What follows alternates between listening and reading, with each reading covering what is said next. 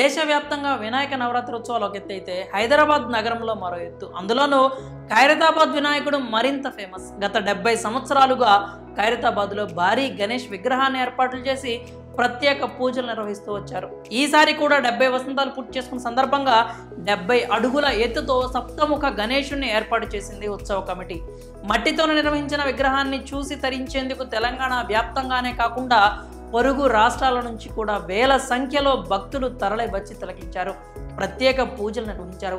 మహాగణపతిని చూసి మురిసిపోయారు. భారీ గణనాథుడిని చూసేందుకు వేలాది మంది భక్తులు తరలి వచ్చి పెద్ద ఎత్తున కానుకలు సమర్పించారు. దీంతో భారీ ఎత్తున హుండీకి ఆదాయం అయితే లభించింది.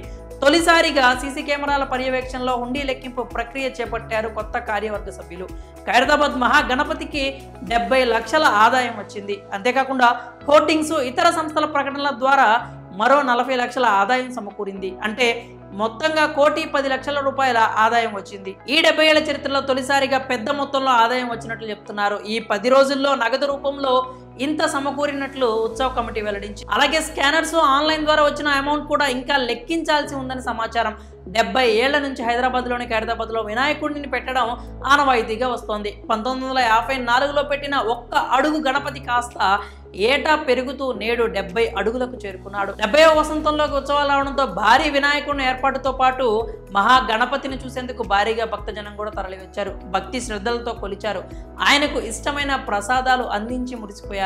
దీంతో ఎన్నడూ లేని విధంగా జనసందోహం నెలకొంది. మొత్తానికి 11 రోజుల పాటు విశేషమైన పూజలు అందుకున్న మట్టి మహాగణపయ్య నిమజ్జనానికి తరలి వెళ్లారు. ఆయన తిలకించేందుకు వేలాది మంది భక్తులు ట్యాంక్ బండ వద్దకు చేరుకొని బాయ్ బాయ్ గణేష్ అంటూ గుడ్ బై కూడా చెప్పారు.